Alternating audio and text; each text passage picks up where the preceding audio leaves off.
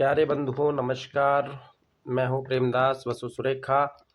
महान सुरेखा हिंदी धाम पर आप सभी का वशुमय स्वागत है। प्यारे साथियों, मैं आज आप लोगों के लिए लेकर आया हूं श्री माधवराव सप्रे द्वारा लिखित यूजीसी नेट में लगी हुई कहानी, जिसका नाम है एक टोकरी भर मिट्टी। इस कहानी के माध्यम से माधवराव सप्रे जी इंसान को इंसानियत सिखाने का प्रयास करते हैं। तो प्रस्तुत करते हैं आप सभी के लिए माधवराव सप्रे की कहानी एक टोकरी भर मिट्टी, जो कि छत्तीसगढ़ मित्र पत्रिका में प्रकाशित हुई है। तो पढ़ते हैं। इंसान का अहंकार उसे अन्याय और द्वेष प्रेरित करता है। इस हेतु वह छल, झूठ, षड्यंत्र से भी नहीं चूकता, परंतु सत्य और ईमानदारी की एक चोट उसे हकीकत की धरातल पर ला पटकती है। परिणाम स्वरूप उसका ज़मीर जाग जाता है, उसे सत्य की पहचान होती है। प्रस्तुत कहानी में एक जमींदार द्वारा असहाय विधवा की झोपड़ी को हत्या लेने के बाद स्थिति का प्रभाव पूर्ण चित्रांकन हुआ है। यह कहानी मानवीय संवेदना से जुड़ी हुई है। विधवा के कथन से उसका हृदय परिवर्तन होना और विधवा की झोपड़ी को जमींदार द्वारा लौटा देना, यही कहानी का मूल या सार तत्व है। तो प्रस्तुत है आगे।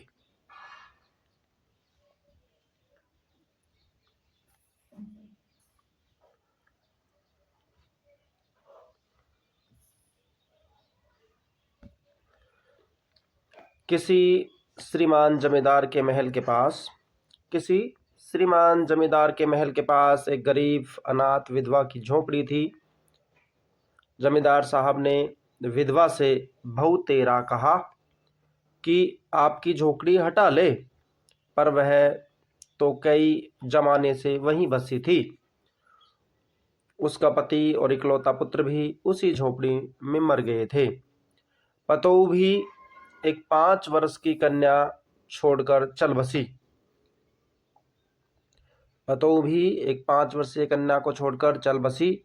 अब यही उसकी पोती इस वृद्ध काल में उसका एकमात्र आधार थी। जब कभी उसे अपनी पूर्व स्थिति की याद आती तो सारे दुख से फूट फूट कर रोने लगती, और जब से उसने अपने श्रीमान पड़ोसी की इच्छा का हाल सुना, तब से वह मृत प्राय हो गई। उस झोपड़ी में उसका मन नहीं लग रहा था। बिना मरे वह वहां से निकलना नहीं चाहती थी।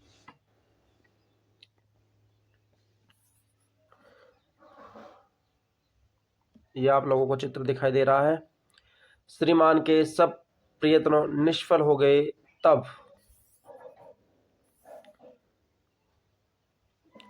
वे अपनी जमींदारों वाली चाल चलने लगे। बाल की खाल निकालने वाले वकीलों की थैली गरम कर उन्होंने अदालत में झोपड़ी पर अपना कब्जा कर लिया। यहाँ पर वकीलों पर व्यंग्य किया गया है। विधवा को वहां से निकाल दिया। उन्होंने अदालत में झोपड़ी पर अपना कब्जा कर लिया, विधवा को वहां से निकाल दिया। बेचारी अनाथ होते ही आस पड़ोस में कहीं जाकर रहने लगी। एक दिन श्रीमान उस झोपड़ी के आसपास टहल रहे थे, लोगों को काम बता रहे थे कि इतने में वह विधवा हाथ में टोकरी लेकर वहां पहुंची। श्रीमान ने उसको देखते ही अपने नौकरों से कहा, तुम उसे यहां से हटा दो। पर वह गिड़गिड़ा कर बोली, महाराज,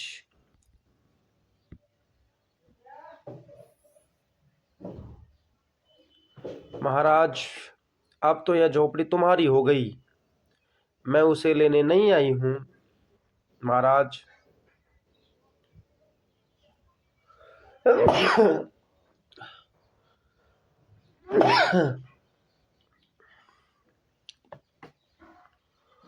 महाराज, अब यह झोपड़ी तुम्हारी हो गई, मैं इसे लेने नहीं आई।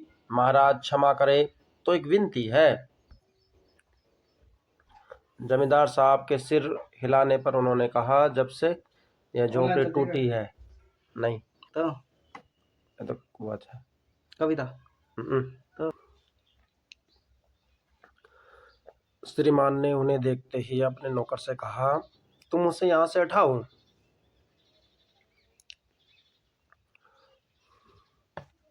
वह गिड़गिड़ाकर बोली, महाराज अब तो यह झोपड़ी तुम्हारी हो गई, मैं उसे लेने नहीं आई हूँ।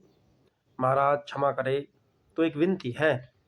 जमींदार साहब के सिर हिलाने पर उसने कहा, जब से यह झोपड़ी छूटी है तब से मेरी पोती ने खाना पीना छोड़ दिया है। मैंने बहुत कुछ समझाया पर वह एक नहीं मानती। यही कहा करती है कि अपने घर चल, तब रोटी खाऊंगी। अब मैंने यह सोचा कि उस झोपड़ी से एक टोकरी भर मिट्टी लेकर उसी का चूल्हा बनाकर रोटी पकाऊंगी, इससे भरोसा है कि वह रोटी खाने लगेगी। महाराज कृपा करके आज्ञा दीजिए तो इस टोकरी में मिट्टी ले आऊं। श्रीमान ने आज्ञा दे दी। श्रीमान ने क्या कर दी? आज्ञा दे दी। विधवा झोपड़ी के भीतर गई। वहां जाते ही उसे अपनी पुरानी बातों का स्मरण हुआ और उसकी आंखों से आंसू की धारा बहने लगी।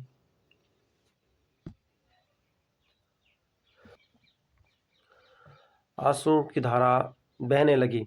अपने आंतरिक दुखों को किसी तरह संभाल कर उसने टोकरी मिट्टी से भर ली और हाथ से उठाकर बाहर ले आई। फिर श्रीमान से हाथ जोड़कर विनती करने लगी, महाराज कृपा करके इस टोकरी को हाथ लगा दीजिए, जिससे कि मैं इसे अपने सिर पर धर लूं। जमींदार साहब पहले तो गुस्सा हुए, फिर जब वह बार बार हाथ जोड़ने लगी और पैरों में गिरने लगी तो उसके मन में कुछ दया आ गई। किसी नौकर से न कहकर आप ही टोकरी उठाने आगे बढ़े। जो ही टोकरी को हाथ लगाकर ऊपर उठाने लगे, त्यों ही देखा कि यह काम उसकी शक्ति से बाहर है। फिर तो उन्होंने अपनी सब ताकत लगाकर टोकरी को उठाना चाहा, पर जिस स्थान पर टोकरी रखी थी उस स्थान से एक हाथ भी ऊंची ना उठी। वे लज्जित होकर कहने लगे, यह टोकरी हमसे नहीं उठाई जाएगी।